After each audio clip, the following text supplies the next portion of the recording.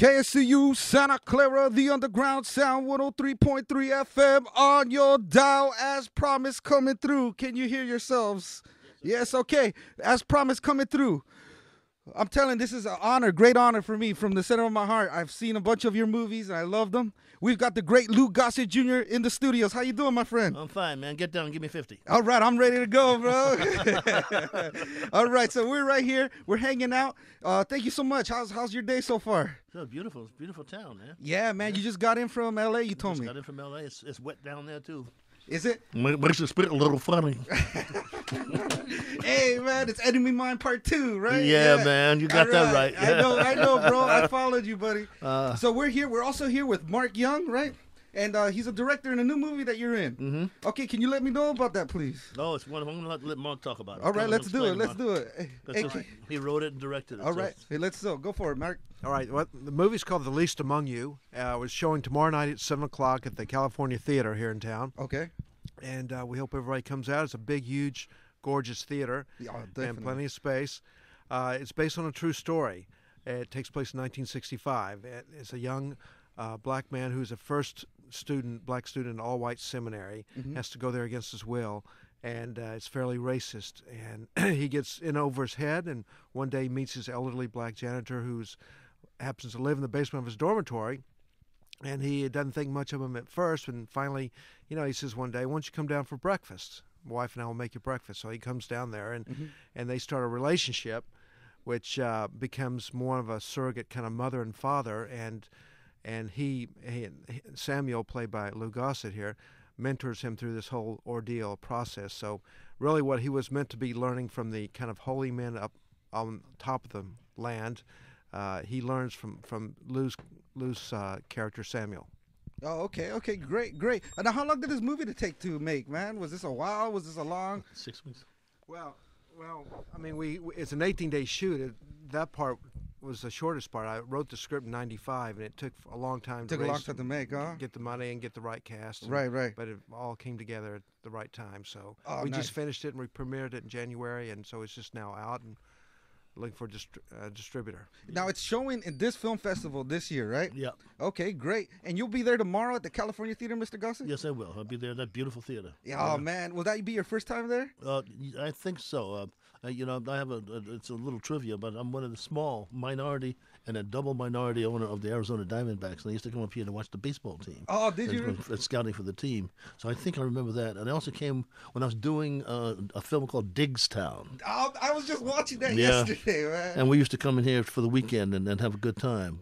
Nice. Because we shot it in old Sacramento. That was all in Sacramento? Right, old Sacramento. You could have fooled me. I thought that was like Kentucky or something like that. No, we were close to the state, so everything would be safe, yeah. Hey, so Diggstown, I was watching that, I made it a point to watch one of your movies. Are you a boxer? Did you have to train for a few months to box? 6 hours a day for every day, 6 days a week, 3 different gyms for 5.5 weeks. 5.5 weeks, yeah, huh? 6 days a week. Oh, man. And it looked like you could throw hard. Yeah. Well, we went through 3 trainers. 3 trainers? No, it was fun. You got to give them black eyes sometimes. Yeah, right? yeah. So that's great. What's it called? So if you don't mind me asking about one of my favorite movies, I told my brothers and sisters that I would ask you about this movie, okay? It's Firewalker. Oh, man. Come on, bro, Firewalker. Oh, yeah. Well, that's my favorite country is Mexico. Oh, really? Yeah, I had a house in Mexico City. Right. By Lomas de Chapultepec, which is right by the park where the embassies were. Uh-huh. And I bought it. I went down there to do Sadat. I've done 6 or 7 movies. Down in Mexico? Down in Mexico. And I did Sadat down there and Firewalker with Chuck Norris. And we went from Torreon. We went to Puebla. And I went to Guadalajara for the Tapatíos. That's where my family's from. Yeah. Oh, you like hot sauce. Salsa picante is your favorito, eh? My middle name is Salsa, man. Salsa picante. Exactly, man. Do you like the hot stuff as well? Well, sometimes I do, sometimes I don't. But I have to get an ice cream cone after I do it. And the next morning, all I can say is, come on, ice cream cone the next day. Nice, man. So there's a scene in the cave. Is that a studio or is that actual cave in Mexico? That was both. That was both. That was outside of Durango. Durango. Yeah, so they had a cave there. Uh-huh. Plus, we also had a cave in a set. Right. Yeah. Oh, and what's it called? Chuck Norris, man. It looked like a fun movie to be on. It was a ball, man. Right? It was a ball. It looked like you guys could be like smiling every day. Yeah, having fun. it was a ball. They had a good time. He has a family. Him and his brother. Yeah. They're all right. They're doing okay. He's a keeper. He's a keeper, man. right? Yeah, he is. Yeah, man, totally. And I thought you guys had good chemistry on film. I look forward to working with him again. Part 2, let's do it. But it's a secret. He knows I can really beat him, so I have to hold back. You have to hold back. You don't want to embarrass him. You know? Nice, man. Yeah, there's a scene where he beats up everybody in a bar. You know that Chuck Norris really could do that? He could. He really could do that. Hey, if you see him, tell him one of them was my uncle and I'm coming after him, okay? Yeah. So, yeah, I loved Firewalker. It was really great. Another movie, one of my favorite movies you made, Toy Soldiers. Yeah, we did that in Virginia. In Virginia. That was all in Virginia, right? Mm-hmm. Yeah, and it's about a terrorist coming into this high school, all-boy high school. And you were the headmaster, right? I was one of the teachers. You're one of the teachers. Yeah. Yeah. And what do you think? I knew you had to go through like a plane of glass. Was that you, man? No, that was a stunt man. That was a stunt man. Yeah. How are you in your stunts, man? I mean, do you rather have a stunt man doing it? It depends on what the stunt is, you know. Right. Like in the fight scene with Richard Gere, I did almost all of that. You did almost all of that, all of that, yeah. Dang, man. So that's like almost like a dance. It's like choreographed. Well, you right? plan that. You rehearse it and you rehearse it and you rehearse it. And Digstown, I did all of that. All that yourself, Yeah, right? yeah. Nice. Now, has there ever been a role where like you were preparing for it? Like, let's say Digstown, you know, you have to prepare like 5 hours a day, boxing. Has there ever been a role you were preparing and then you got hurt or something happened and you couldn't do the role anymore? Yeah, it's called Brian's Song. Brian's Song. Brian's Song was the football player who died, who was Gail Sayers' buddy in Chicago Bears, Brian Piccolo. And I was going to do Brian's Song, and I was practicing with all the ball players, and I got an Achilles tendon cracked. Oh man, Yeah. really? Yeah. Oh, and then you just had to not do the film. They couldn't do it. Yeah, I couldn't because my foot was going one of them flip flops. Looked like a flapperjack, man. Right. Looked like a scuba gear. Right. So it seems like you're athletic. You're athletic. Yeah, I started. Right? I was drafted to the Knicks in '59. In '59, you were drafted to the Knicks. But in 1959, the highest salary in basketball was $175,000 a year, and that was Bob Cousy. Bob So I know Cousy. how much money I would have made. Right. On the other hand, I was on Broadway in A Raisin in the Sun, and I had more money in my pocket than they had in the bank. Right. Yeah, didn't make any sense. So it makes sense for you to do Broadway. You said you've been doing it since you were 15, 16? So, yeah. So this will be my 60th year, man. 60th year. Professional, yeah. Dude, it's so great. Are you thinking of maybe going back into theater at all? It depends when Mark writes it. Mark writes it. That's so cool, man. Yeah, well, Mark is one of our top writers. He's a keeper. Him and Cedric, who maybe you should talk to. But I advise everybody to come and see The Least Among You because it's the direction we're going. You know. So The Least Among You. Can you talk about your character in the movie? Well, yeah, the character. He's a guy that's had it hard, you know, and he's survived hardships and stuff, and he's pretty happy about it, you know. And now he gets a chance to pass it on to this young man, which is what I think we kind of have to do today. Right. And the phrase "the least among you" comes from the Bible, and we're going to have to overlook the financial problems of the country and take care of our young. So each generation starts to go back to getting better, one generation at a time. And it's the prophecy that the least among you will be the leaders, and that's what's going to happen. Nice. Now, when you were growing up in high school, was there someone that mentored you, that showed you kind of the ropes of things and everything like that? Absolutely. It was one of those teachers whose children I grew up with said, I was, 15 years old, and they said, they can't find a young guy to play this lead in a Broadway show called Take a Giant Step. Tell your mother to take you down there Sunday. What could you lose? Right. That's how I got to see the theater. That's how you got in, right? That's how I got in. That's so great. Who would have thought that? Who would have thought that, right? Yeah. Now, you were also the Raisin in the Sun in the theater and also in the movie, too. Now, can you maybe describe the differences, whether it's like theater and movie set? You know? Well, theater is like going to the gym, man. Right. You overtrain. It's not overtraining, but you overextend yourself. And film is a piece of cake, right? But it's a different kind of technique. You know, theater is all your close-ups and all your stuff. You have to rely on your instrument. You're going to get to the last row in the theater. It's up to you and your body. In film, it's the lens, the size of the lens, whether it's a master to a two-shot to a close-up. There's different sizes to put up the same dynamic, but it looks like always has to look like it's happening for the first time. Always, right? Yeah. Yeah, dude. So that's pretty hard. Now, when someone gives you a script, is there a process that you do? Like maybe you go, hey, you give it to your wife, and you read it with somebody, or What is the process with you? If you don't mind Well, first time I read the script is as if I'm seeing it as a movie. Right. With some audience. Don't look at my part at all. You don't even look at it. And then I kind of say, oh, no, my part in this, and how can it help? What can I bring to it? And of course, you have agents who say, how much does it pay? Right. And managers want this or that, Right. But first, it's the artistic. What can I do with it? How can I move the story along with my character? What can I contribute? And if I find out there's enough on that screen for me to be able to contribute, then that's the most important thing. Okay. Have you ever took a script and not read anything and just said, "Yeah, man, I'll do it. I'll help you out," or anything like that? Yeah, I did, and then I had to write it as we shot, and it paid me a lot of money. I wish I hadn't done it. Hey, you learn. I guess you learn from everything, though, right? Yeah. Yeah. So that's great. Now, Enemy Mine. Me and my dad used to watch that a lot. What's up with that makeup, man? It looked like you might have took a long time. Well, the first day was 8 hours, and normally got it down to 5 hours, and so I was up early in the morning and had to take time off per hour to put drops in my eyes. It took 6 months to shoot. And I told Dennis Quaid, we're going to do Enemy Mine 2, and he's going to win me. And I get to go to the discos. Right. And you get to hang out, right? Yeah. You know what would be better? If you wore that makeup to the discos. And I said the same to James Woods. I'm going to wear the suit, and you're going to do the fight. You're going to do the boxing, right? That's so great. What's it called? So is there times, did you just like stay in it? Maybe like you took a nap in it or anything like that, or I'd have to take a nap in it, yeah. But it took 2.5, 3 hours to take off. Two and a half, 3 hours to take off. 5 hours to put on. Because at the worst place I'll never do again, put spirit gum and that's latex on your eyelid. Oh, the most sensitive part of your body. Is it really? Yeah. I don't leave much shooting time though for the day. You shot, I guess 60 minutes, about 45 minutes out of the hour. Wow. Yeah. Wow. That's why it took 6 months. It took, and then the voice you did for it. What you talking about?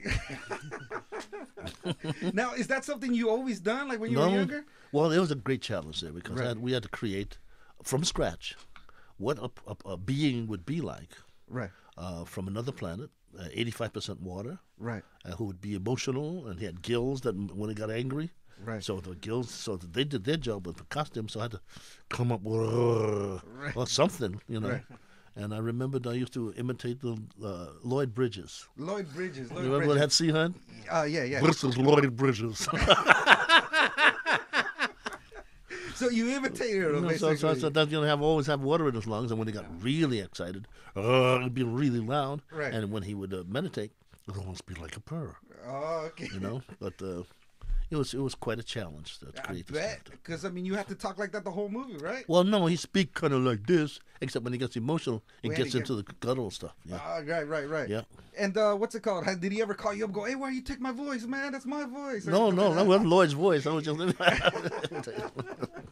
Yeah, so it's really good having you. You also do charity work too. Yeah. You've done. You have a foundation called Eracism. Foundation. Yeah. So look it up in the computer. Eracismfoundation.org. And then that's the website. That's the website. And what do you guys do there? Well, racism has been a pain for a long time. Right. And there's about a reality. We only got one planet. Right. We got really one people. Right. And we have to cooperate to save this planet, otherwise nobody gets anything. Right. So we have to kind of go back to basics. Nice. And if you have any negatives in your system, make sure you don't plant it into the children. Right, definitely. So the children get a better attitude to cooperate one from another.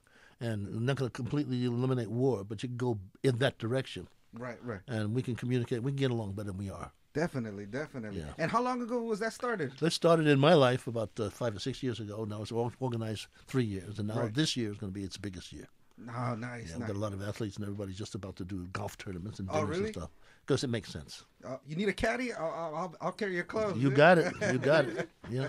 And what's it called? So I honestly, one of the big things about you is I like your voice. I really do, man. And you've done a lot of voice work too, as well, right? I do voiceovers, yeah. Yeah. You've also done. You've done movies. You've done video games. Yeah. I gotta pay the bills, man. You gotta pay the bills, right? Do you think it's a lot easier to do that than acting in theater? How do you feel about that? Well, it's better than working. It's better working? It's better than working. Oh, yeah, because you sit down and just read a script. That's just, you read I've done features, voiceovers. I've done commercials. Right. I've done documentaries. I have 3 or 4 documentaries coming out now. Oh, do you? On and off camera. And it's a very nice way to live. It's amazing. I mean, if you're studying now, it's how many people, and I'm sure Mark can attest, how many people are successful and make a living at what they were put on the planet to do. Right. Mark was put on the planet to be a writer-director. Right. And he's making it. He's being successful. Right. I guess I was put on the planet to be an actor and a philanthropist, if you want to call it that. Right. But other people just have to have a job. Mm-hmm. And you're good at what you do, so you put on the planet to do what you're doing. Hey, thanks, man. I appreciate that. Yeah, that's true. Hey, appreciate it. So, okay, now the connection between Lou Gossett Jr. and Mark Young. How did it happen? Did he come up to you? I would love to know this whole thing. Well, okay, just briefly, the way it happened is that Julia Verdon, the producer, and I sat down, and she said, "Who do you want for Samuel, who is a character in the movie?" And I said, "Well, there's only one person I can really focus on and think about, and that's Lou Gossett Jr." And we were, low budget film and short shooting schedule, and he did big features and everything else, and I didn't know if we had a chance of finding him, getting him, et cetera, et cetera. And we just kept sending the script to his agent, and then turns out he was changing agents, and we didn't know it, and they weren't getting back. And Julia said, "Well, let's go on to somebody else." I said, "No, I don't want to go on to somebody else until he says no. I don't want to do it. I want to get a no. I don't want to let go of this yet." Right. And then she found out who his new agent was a guy who she had worked with before, Hilly Elkins. Mm-hmm. And so that's when we got the script to Hilly Elkins, the new agent, and then he read it and passed it on to Lou, and then it all came together. Mm-hmm. So it was a near miss, but I wanted to get, you want the girl to say, "No, I don't want to go out with you," before you just give up on her, right? Exactly, exactly, right. An official denial. Yeah. Nice. And this is the first movie you guys worked on? Yeah. Yes. Hope it's not the last. No, yeah, well, hopefully we get some more in. Yeah. We would love to have you here every year, man. Yeah, man. You want to move into my house? I got a room in the back. You can hang out with me all the time. Not without the good tamales. Yeah, you gotta have some tamales. Hey, I'll give you some best ones in the whole Bay Area. You got any chimichangas in there, brother? I got you, man. All right. Hey, so you, Mr. Gossett, you did also a movie. Now it's a movie that I like. Okay, it's called The Punisher. Oh wow! Yeah, come on, I'm bringing it back, man. Yeah, I think that's '89. I think that's it's amazing they got me in it. I'm playing opposite all these karate experts. I know, man. Yeah. Well, they must know that you kick butt too. You know? It's supposed to be my secret. Yeah. Now that was actually like a real comic book movie. Yeah. Did you have the big dogs from the comic books there watching you, trying to say, hey, your character needs to be like this? No. I guess we were in Australia. Right. We shot in Australia, and there was Dolph Lundgren, Larger Than Life, and I've done 2 movies since then with him. Right. Because he's not the same. He's a nice guy now. Yeah, but before he's put people in the hospital. That's what I heard. Yeah. So we had to have a nice long talk. My heart was beating very powerfully. Right. So we came to the thing and says, we're doing a movie here. This is play acting, Right. But if you're going to get serious, well, you probably put me in the hospital. But I think I might put you in the hospital. Yeah. You know what you're going to do? You're going to ruin 2 great careers, and you're going to spoil a great friendship. Right. And then, thank God, he calmed down. And we became real friends. That's awesome, man. That's awesome. Yeah, so there's a mutual respect. Now, was there any training involved in that movie? Too? Always, right? Always. Yeah, just always. So you're like built like a machine, man. Yeah, I'm at my worst condition now. Worst condition now. Yes, I haven't been into the gym in 6 or 7 months. It doesn't look like it, man. It doesn't look like it at all. I got to get back. I got to get back now because my body is screaming at me. Oh, okay. Yeah. Maybe some basketball, maybe 1-on-1 against me. Not yet, no. Not yet. As soon as the White House court is finished. Okay. Hey, that'd be awesome, man. Yeah. We've got a game of horse, he promised. Oh, yeah, you and Mr. Obama. Yeah. That's so awesome, man. Yeah. I'm going to put my money on you. Yeah, we're going to play horse for Tennessee. There you go. It's yours, man. It's yours, man. Now, another movie that I loved from you, The Principal. Man, The Principal. Come on, man. Let me know about that. Maybe was that a character inspired? Maybe someone in your high school, like you kind of based it off of him or I don't something? know. That was Jim Belushi. Jim Belushi, and it was Dean Cain's father, Chris Cain, as the director. Right. And it was done at Merritt College in Oakland.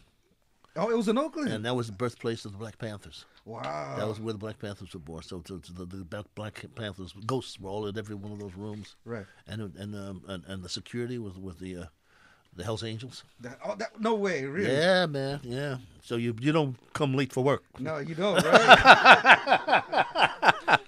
Those guys. You're late for work when you got. Yeah. Right. So those guys had their motorcycles wrapped around. Yeah, as the borders, and they were holding people back. There's a lot of peace and quiet in that set. Yeah, no one wanted to make any noises. Everything was cool. Everything was cool. Yeah.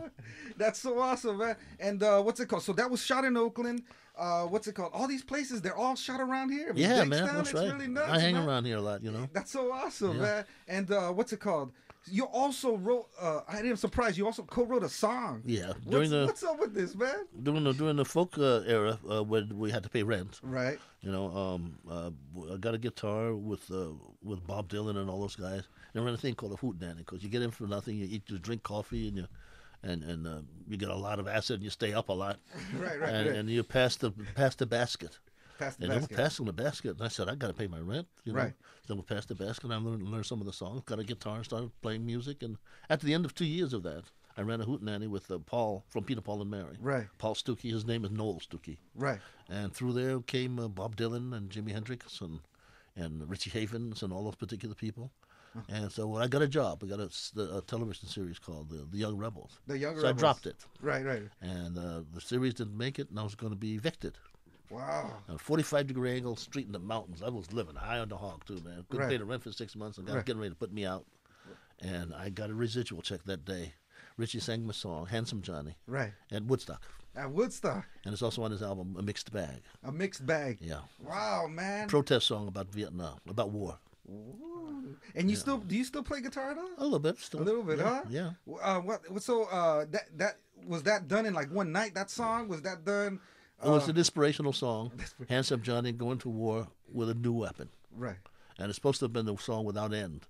So the last line was supposed to be, "Hey, looking down, tell me what do you see?" And Richie said, "Well, we've got to end the song." So he added, "What's the use of singing this song? Some of you are not even listening. Here comes a hydrogen bomb. Here comes the guided missile. I can almost hear it whistling." Wow. Wow. And so he ended the song, but it's really a song with no end. With no end at all. As long as when there's a war, there's another verse. Right. Yeah. Did you ever wanted to perform it at all? I used to do that a long time ago. Right. And then about 6 months ago, there's a Japanese rock and roll group. I didn't know what to sing, but it was my song, and I got a check. You did? People screaming and yelling, right. But it was my song. It was your song? Yeah. Wow, man. Yeah. That's so awesome, Yeah, man. it's just funny to hear the kids singing it. It's almost as funny as when I saw the Japanese version of Roots. Oh, you saw a Japanese version of Roots? Grits, dummy. Yeah, right. And did they change the story at all? No, it's the same story. Same thing, huh? Story, but it was dubbed in Japanese. Wow, that's so awesome, man. Yeah. And what's it called? So if there's maybe we could end with this, man. If there's okay, Jeopardy. You know Jeopardy, the TV show? Yeah. If there's a category about Lou Gossett Jr., man, what's the $2,000 question? What's the question? What's the answer? I should say. What, like something they don't know about you? You know, it'd be like the $2,000. Like you gotta be digging, you gotta be smart to know about Lou Gossett Jr. Would there be something out there like maybe you haven't told people? Something that happened to you in your career or anything like that? Oh boy, this is I'm putting you on the spot. Well, there's a trivia thing. Right. I'm the only male actor in Hollywood history to give birth to a baby. Really? With the Enemy Mine? That's right. You're the only actor to give birth to a baby. Wow, that's a good one right there. That's a $2,000 question right there, man. That's so great, man. Yeah. So we got Luke. And it hurt too, man. I don't want no more of that. No more, man. So, okay, Luke Gossett Jr.'s in the studio. We got Mark Young. They're here for a movie. It's at CineQuest. Now, you're going to be at California Theater tomorrow. Yeah. And it's at 7 p.m., I believe, right? Yeah, please come on out. Come on out. Yeah, come on out, hang out. He's got more stories for you. He didn't give me everything. No. There's a long life. There's a long life, There's a book that'll be out in about 6 months. In 6 months, too. And how long has that process been going? All my life. All your life, just putting chapters, writing line by line? There's a lot of stories I've seen in my life. Right. A lot of history has gone through. Definitely, man. Yeah. And this is going to maybe in 6 months or so? Yeah, 6 months, yeah. All right. Do you have the name for a book already? Here I Still Stand, so I better be still standing, huh? You're still standing strong, man. All right, brother. Hey, man, it's such an honor to have you in the studio. Really appreciate it. And Mark Young, please. Title is The Least Among You is the title of the film for tomorrow night. It's The Least Among You. It's at Cinequest. You can check out the schedule at cinequest.org, right? That's cinequest.org. Come check it out. Come support it. Mark Young directed it. We got Luke Gossett Jr. starring in it. Man, it's so great. Right? Okay, thank you. So thank you so much for being here. Really, thank you for truly. your time. I appreciate Thank you so much. Right. So, Louis Gossett Jr., he's in the studio. Such an honor. Thank you so much. KCU, Santa Clara, the underground sound. Let us begin.